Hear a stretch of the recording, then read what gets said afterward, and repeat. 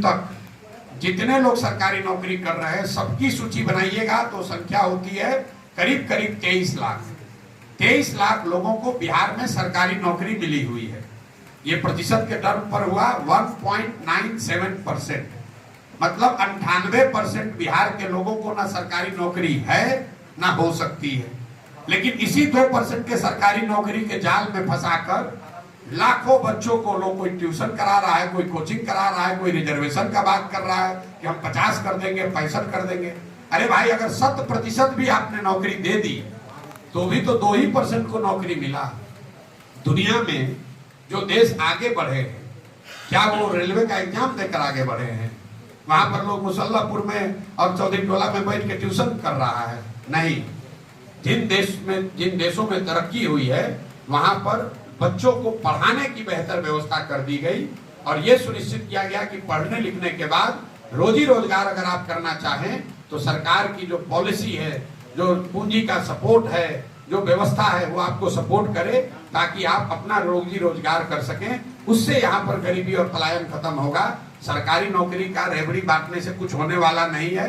ये समाजवाद के नाम पर, सामाजिक न्याय के नाम पर ये रबड़ी दिखाते हैं कि हम तुमको 10,000 आदमी को नौकरी दे देंगे, 1 लाख आदमी को नौकरी दे देंगे। अरे भाई, मान लो एक बार को 1 लाख का दे भी दोगे तो बिहार में तो 13 करोड़ लोग रहते हैं। 1 लाख आदमी की नौकरी देने से 13 करोड़ लोगों का जीवन कैसे सुधरेगा? पहले आपको ये समझना है। आप डॉक्टर के पास जाते हैं, आप कहते हैं बुखार है, डॉक्टर क्या कहता है? पहले बुखार क्यों है इसको समझिए। यहाँ कानून व्यवस्था की स्थिति क्यों बिगड़ी हुई है? नीतीश कुमार के राज में लोगों ने फील किया था कि 2005 के बाद, लालू जी के जंगल राज के बाद जब नीतीश की सरकार आई तो लोगों को लगा कानून व्यवस्था की स्थिति सुधार हुआ है। ये कानून व्यवस्था की स्थिति बिगड़नी शुरू हुई है तो आंकड़ों के हिसाब से 2016 से।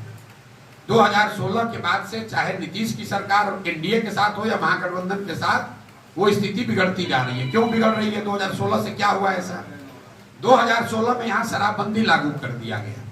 शराबबंदी लागू होने के बाद पुलिस प्रशासन का एक बड़ा तबका अब अपनी रूटीन लॉ एंड ऑर्डर के काम को छोड़कर पूरे टाइम शराबबंदी लागू कराने, उसको छिपाने, उसको बनाने, उसको कमाने में लगा हुआ है। पूरी जो न्यायिक व्यवस्था है वो पूरी क्लॉग हो गई। 8.5 लाख शराबबंदी के केस हुए हैं। 6.5 लाख से ज्यादा केस हैं जो कोर्ट में लंबी, लोग जेलों में बंद हैं। आपने सुना होगा जो देश के चीफ जस्टिस हैं, उन्होंने कहा कि भाई बिना सोचे समझे ऐसा पॉलिसी बनाते हैं, उसकी वजह से सारी व्यवस्था खराब हो जाती है। तो जिन न्यायालयों में, जिन थानों पर पहले से ही काम का दबाव था, उसमें आपने इतना बड़ा काम ऊपर से डाल दिया। अब ये इसमें लोग पैसा कमा रहे हैं, लूट रहे हैं, और जो कानून व्यवस्था की बात है उसको छोड़ दिया। जो 1 मिनट रुक जाइए। जो लड़का पहले वहां गांव में घूम रहा था वो शराब का बोतल इधर से उधर कर रहा है, स्मैक पी रहा है और गन चला रहा है, इसलिए अपराध बढ़ रहा है। तो जो लॉ एंड ऑर्डर की स्थिति बिगड़ी है, मेरा मानना है कि उसमें शराबबंदी का एक बहुत बड़ा योगदान है। और दूसरी वजह यह है कि कहीं ना कहीं नीतीश कुमार का इस सरकार पर नियंत्रण जो है वो तो खत्म हो गया है। उनके इर्द गिर्द के 4-5 अफसर है, वही चला रहे हैं सरकार को। नीतीश कुमार को तो पता नहीं चल रहा है क्या हो रहा है, क्या नहीं हो रहा है। जो अफसरों ने बताया वो सुने, और जो अफसर ने नहीं बताया वो नहीं सुना। आपने देखा होगा, पत्रकार पूछते हैं कि सर यहाँ पर लाठीचार्ज हो गया, तो खुद ही कैमरे पर कहते अच्छा वहां ऐसा होगा, सर उनके पता कराते हैं। वो आदमी को यही नहीं पता है कहाँ लाठीचार्ज हो गया, कहाँ गोली चल गई।